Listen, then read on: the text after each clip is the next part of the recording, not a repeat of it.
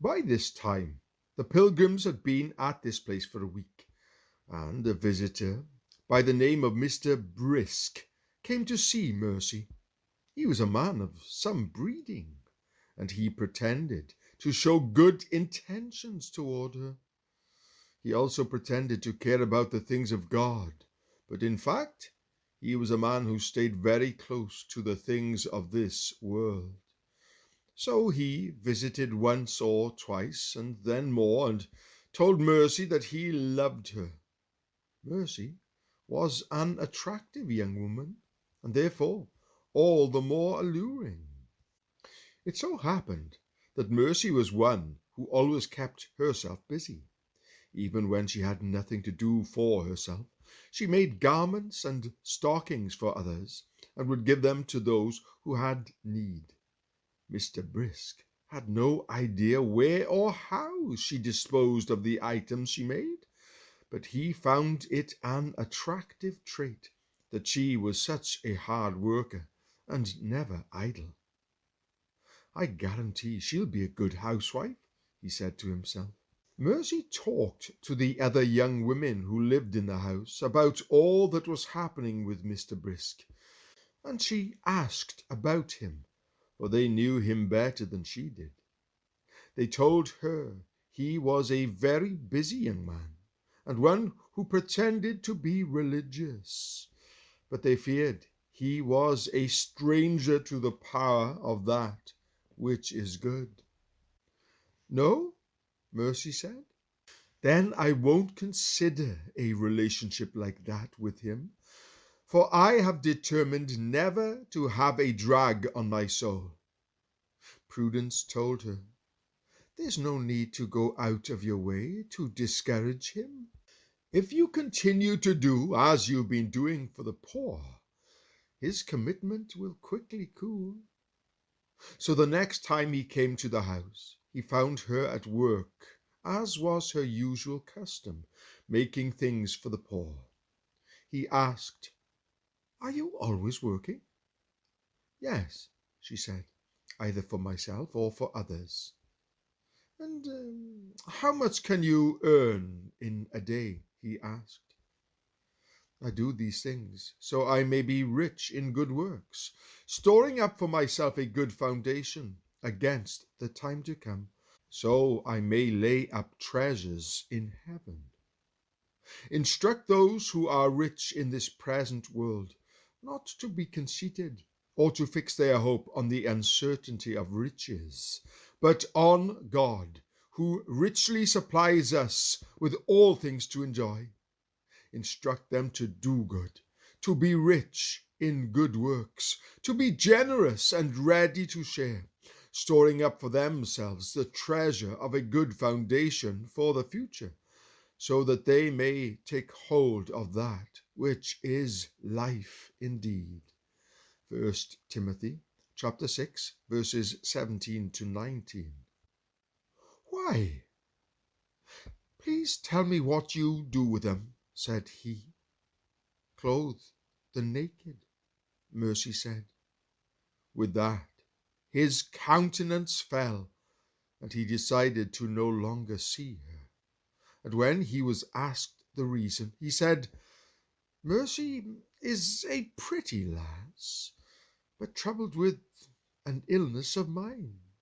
When he had left her, Prudence said, didn't I tell you that Mr. Brisk would soon reject you?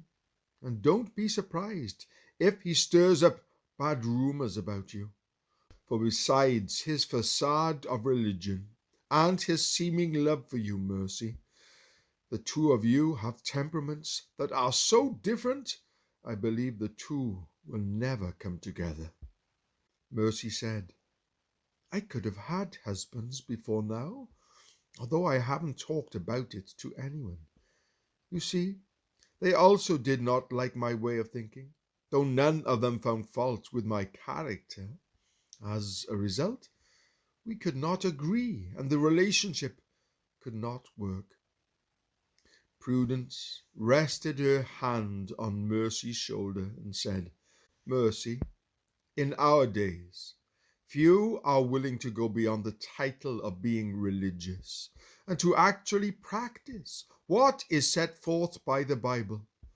Very few men will be able to accept your moral convictions. Well, if nobody will have me, Mercy shrugged, I will die unmarried, and my moral convictions will be to me like a husband. For I cannot change my nature, and for as long as I live, I do not intend to marry someone who disagrees with me in this. I had a sister named Bountiful who was married to one of these misers. The two of them could never agree. But because my sister determined to continue to show kindness to the poor, like she had always done, her husband mocked her for her kindness and then threw her out of the house. I wager he was a churchgoer? Prudence asked. Mercy nodded. Yes, the type of churchgoer you see everywhere these days, but I can't stand any of them. Now Mathew, Christiana's eldest son, became sick, and his sickness was serious. He had excruciating stomach pangs that left him doubled over. Now there lived nearby a man by the name of Mr. Skill. He was old and a well-respected physician, so Christiana called for him, and he came. When he entered the room and examined the boy, he concluded that he was sick with colic. He turned to his mother and asked, "What has Mathew eaten lately?" "Eaten?" Christiana said. "Nothing but wholesome foods." The physician said, "Your son has eaten something that lies undigested in his stomach, and it will not be passed without help. It must be purged, or he will die." Then Samuel spoke to his mother and said, "Mother, what was it that my brother gathered and ate right after we came through the gate that is at the head of this way? You remember the orchard on the left side of the way, which was on the other side of the wall? Some of the branches hung over the wall, and my brother plucked and ate the fruit." Christiana covered her mouth and looked to the physician with eyes as large as saucers. "He is right. My child did take and eat. That rascal! I told him not to do it, but he ate it anyway." "I knew he had eaten something that was not wholesome," Mr. Skill said. "That food specifically. That fruit is the most damaging of all. It is the fruit of Beelzebub's orchard. It's a wonder no one warned you about it, because many have died from it." Christiana began to cry. Between her sniffles she said, "What a naughty boy! What a careless mother I have been! What am I going to do? How can I help my son?" Mr. Skill comforted her and said, Come, Christiana, don't be too depressed. There is a chance your son will be well again, but he must purge and vomit." Christiana looked to the physician with renewed hope. "Please, sir, do everything you can, whatever the cost." "Don't worry about that," the doctor said. "I hope to keep it reasonable."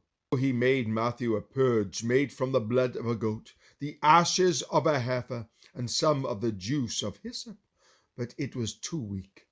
For the law, since it has only a shadow of the good things to come, and not the very form of things, can never, by the same sacrifices which they offer continually year by year, make perfect those who draw near. Otherwise, they would not have ceased to be offered, because the worshippers, having once been cleansed, would no longer have had consciousness of sins. But in those sacrifices there is a reminder of sins year by year. For it is impossible for the blood of bulls and goats to take away sins. Hebrews chapter 10, verses 1 to 4.